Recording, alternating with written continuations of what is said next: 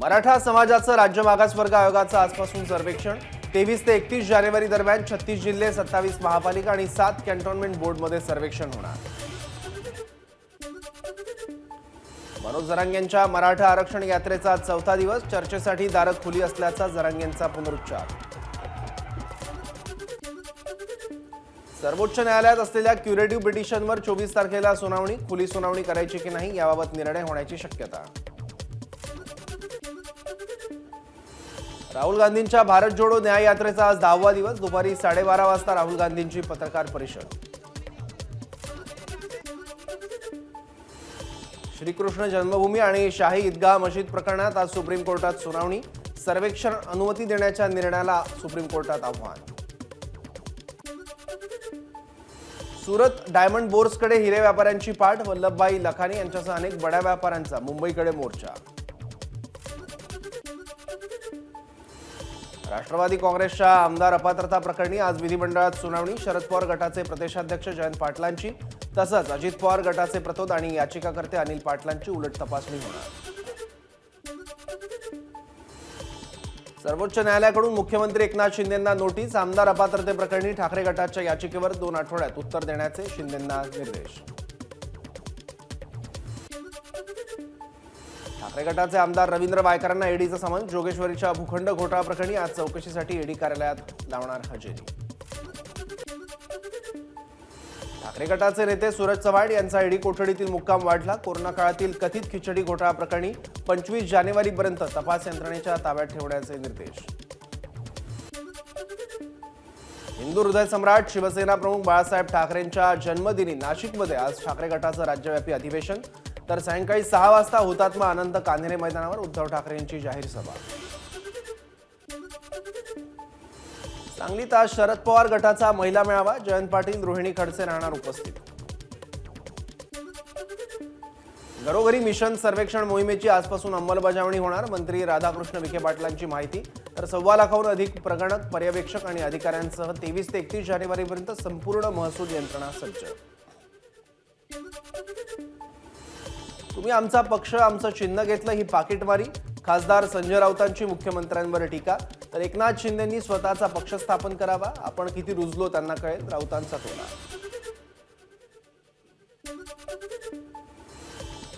राहुल गांधींच्या भारत जोडो यात्रेला अडवण्याचं काम सुरू, यामध्ये पंतप्रधान मोदींनी लक्ष घातलं पाहिजे, काँग्रेस प्रदेशाध्यक्ष नाना पटोलेंची मागणी।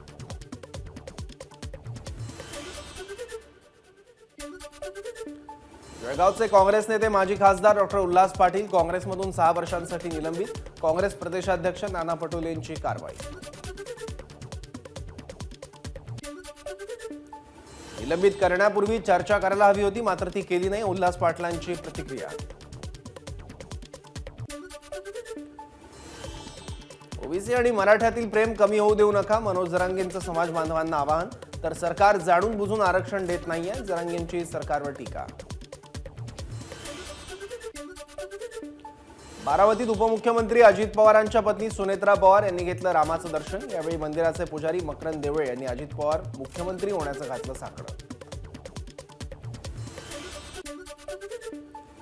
उद्धव ठाकरेंच्या मुख्यमंत्री पदासाठी साकडं, ठाकरे गटाचे नेते चंद्रकांत खैरेंची प्रतिक्रिया, तर आम्ही भाजपच्या टीकेकडे लक्ष देत नाही, खैरेंचं वक्तव्य।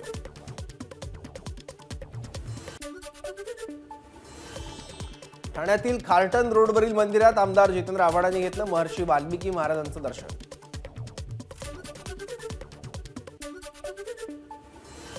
जळगावच्या पहूरमध्ये मंत्री गिरीश महाजनांच्या हस्ते श्रीराम मंदिराचा जीर्णोद्धार आम्ही भूमिपूजन सोहळा, यावेळी महाजनांवर मोठ्या प्रमाणात पुष्पवृष्टी।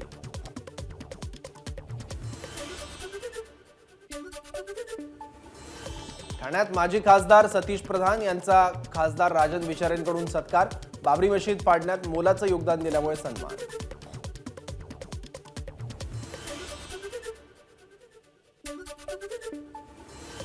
भाजप आमदार नितेश राणे आज मीरा रोडला जाणार, मीरा रोडमध्ये झालेल्या वादामुळे नितेश राणे संध्याकाळी मीरा रोडला जाणार असल्याची माहिती। सर्व मंत्रिमंडळासोबत अयोध्येला दर्शनाला जाणार मुख्यमंत्री एकनाथ शिंदेंची प्रतिक्रिया. तर काही लोकांनी प्राणप्रतिष्ठा सोहळ्यावर बहिष्कार घातला, त्यांना सद्बुद्धी दिली पाहिजे, मुख्यमंत्र्यांचा विरोधकांना टोला. अयोध्येतील राम मंदिरात प्रभू श्रीराम विराजमान. राम मंदिर आजपासून भाविकांसाठी खुलं. सकाळी 8 ते दुपारी 12 आणि दुपारी 3 ते रात्री 10 पर्यंत रामाचं दर्शन घेता येणार. अयोध्येतील राम मंदिराच्या उद्घाटनानंतर अयोध्या शहर देशातील सर्वात मोठं धार्मिक पर्यटन केंद्र होण्याची शक्यता. अमृतसरमधील सुवर्ण मंदिर आणि तिरुपती बालाजी मंदिरापेक्षा अयोध्येतील राम मंदिरात अधिक भाविक येण्याचा अंदाज. अयोध्या शहरात स्थानिक नागरिकांकडून दिवाळी साजरी. घरावर पणत्या दिवे लावून रामाची पूजा करून राम मंदिर प्राणप्रतिष्ठा सोहळा साजरा. अयोध्येच्या तुलसी उद्यान परिसरात दीपोत्सव. नागरिकांनी रस्त्यावर थांबून लावले दिवे. महानायक अमिताभ बच्चन यांनी घेतलं प्रभू श्रीरामाचं दर्शन. दर्शनाचे फोटो सोशल मीडिया एक्सवर अमिताभ बच्चन यांच्याकडून शेअर. अखेर बाळासाहेबांचं स्वप्न पूर्ण झालं. रामजन्मभूमी आंदोलनासाठी प्राणांची बाजी लावलेल्या शिवसैनिक कारसेवकांचा आम्हाला अभिमान. प्राणप्रतिष्ठापनेनंतर ठाकरे गटाची ट्विटरवर प्रतिक्रिया.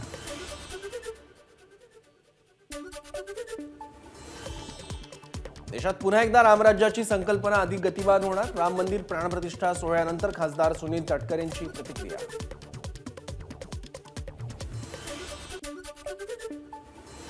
पंतप्रधान मोदी हॅट्रिक पूर्ण करतील. आतापर्यंतचे सर्व रेकॉर्ड्स मोडून भाजपचे सर्वाधिक खासदार निवडून येतील. केंद्रीय मंत्री नारायण राणेंचा दावा. तर काही विक्षिप्त माणसांना चांगलं बघवत नाही, केवळ राजकीय द्वेषापोटी विरोध करतायत. राणेंची विरोधकांवर टीका. उद्धव ठाकरेंनी अयोध्येचं निमंत्रण नाकारणं हे त्यांच्या कर्माचं फळ असेल. त्यांना प्रारब्ध उपभोगता आलं नाही. तानाजी सावंतांची ठाकरेंवर टीका. अयोध्येत राम मंदिर प्राणप्रतिष्ठा सोहळा संपन्न. भाजपने मुंबईच्या ओसिवरा मेट्रो स्टेशनजवळ उभारली 50 फूट उंच भव्य राम मंदिराची प्रतिकृती. मंदिरात दर्शन घेण्यासाठी भाविकांची गर्दी.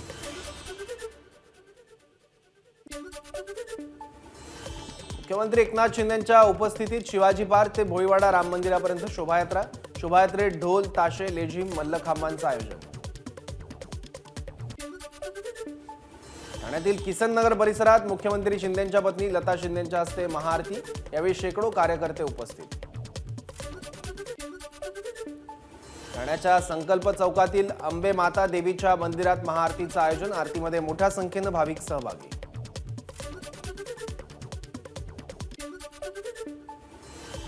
ठाण्याच्या शिवाजीनगर परिसरात शिंदे गटाचे सचिव संजय मोरे यांच्या वतीनं दीपोत्सवाचं आयोजन.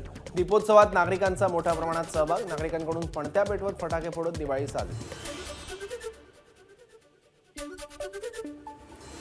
कल्याण पूर्वेत अवतरली अयोध्या. खासदार श्रीकांत शिंदेंच्या संकल्पनेतून उभारली श्रीराम मंदिराची प्रतिकृती.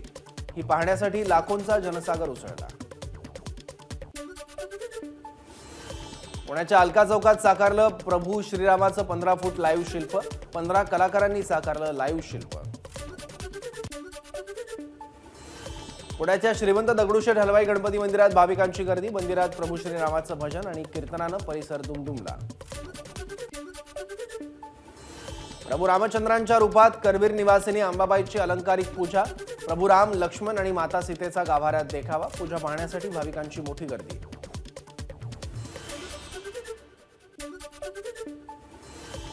साताऱ्याच्या कराड तालुक्यातील पालीच्या खंडोबाची यात्रा संपन्न. पालीचा खंडोबा महाराष्ट्र कर्नाटकमधील 12 बलुतेदार समाजाचं कुलदैवत.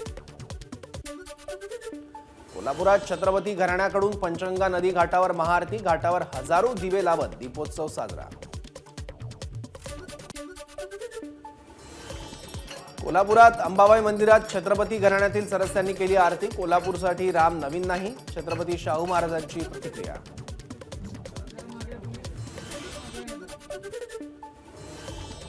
नाशिकमध्ये राम नाम थीमवर आधारित लग्न सोहळा पार. प्रभू श्रीराम आणि सीतेच्या पेहरावात नवरी आणि नवरदेवाचं आगमन.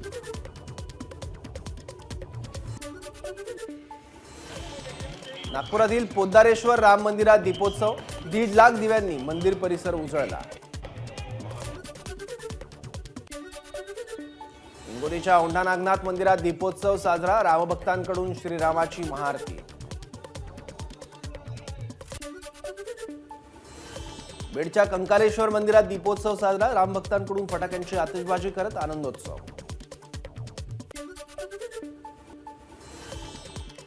बीडच्या परळीतील वैद्यनाथ मंदिरात मुंडे बहीण भावांकडून दीप प्रज्वलन, वैद्यनाथ मंदिर परिसरात 11,000 दिवे लावत दीपोत्सव साजरा.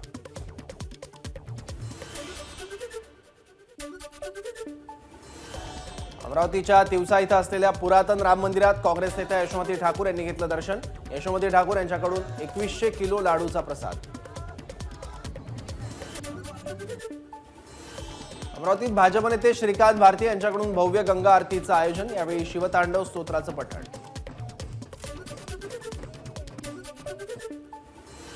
सातारा शहरातील गांधी मैदानात खासदार उदयनराजे भोसलेंच्या हस्ते श्रीरामाची आरती, यावेळी मैदानावर 1 लाख दिवे प्रज्वलित करण्यात आले. भंडाऱ्याचं ग्रामदैवत असलेल्या बहिरंगेश्वर मंदिराला आकर्षक विद्युत रोषणाई, रांगोळीतून साकारले श्रीराम, पणत्यांची आरास करत दीपोत्सव साजरा. भव्य श्रीराम मंदिर प्राणप्रतिष्ठा सोहळ्यानिमित्त रोटरॅक्ट क्लब ऑफ सिमका आणि सिंहगड कॅम्पस नरे पुणेमधील विद्यार्थ्यांनी रेखाटली 25 बाय 30 फुटांची रांगोळी. गोंदियाच्या शास्त्री वॉर्ड परिसरामध्ये मेरा वॉर्ड मेरी अयोध्या उपक्रम, राम मंदिर प्राणप्रतिष्ठा जल्लोषानंतर झालेला कचरा गोळा करत राबवलं स्वच्छता अभियान. उत्तर भारतात थंडी आणि धुक्याचा कहर सुरू, ट्रेन आणि विमान उड्डाणांवर परिणाम.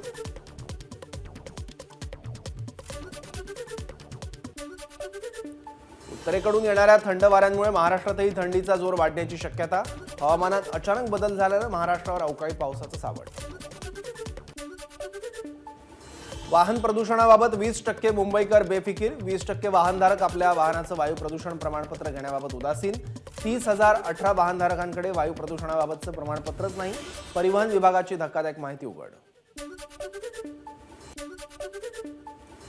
कोकण रेल्वेवर आज ब्लॉक, वीरअंजनी स्थानकादरम्यान पायाभूत कामासाठी आणि देखभाल दुरुस्तीसाठी मेगा ब्लॉक घेण्याचा निर्णय, 3 रेल्वे गाड्यांवर परिणाम. पुणे ते मिरज लोहमार्गाच्या दुहेरीकरणाचं काम पूर्ण, तपासणीनंतर या मार्गावर रेल्वे गाड्या चालवण्यास मंजुरी, त्यामुळे या मार्गावर रेल्वे गाड्यांचा वेग आता वाढणार.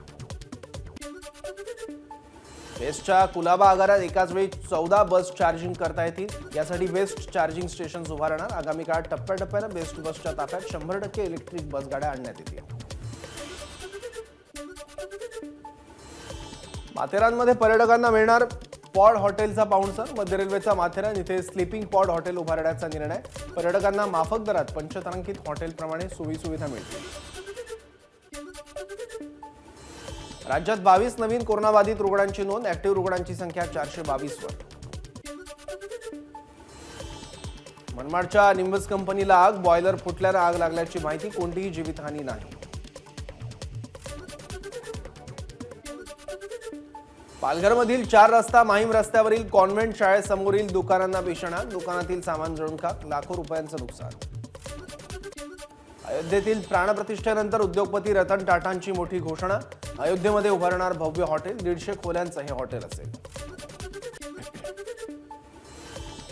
दिल्ली, नोएडा आणि गाझियाबादमध्ये भूकंपाचे धक्के, नागरिकांमध्ये भीतीचं वातावरण, नॅशनल सिस्मॉलॉजिकल सेंटरची माहिती. सोनी ग्रुपने झी एंटरटेनमेंटला पाठवलं टर्मिनेशन लेटर, विलिनीकरणाचा करार केला रद्द.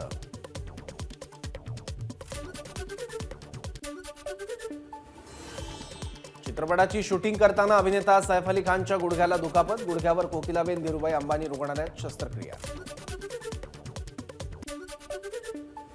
विकी कौशलचा सॅम बहादूर सिनेमा OTTवर रिलीज होणार, 26 जानेवारीपासून झी5 वर हा सिनेमा पाहता येईल.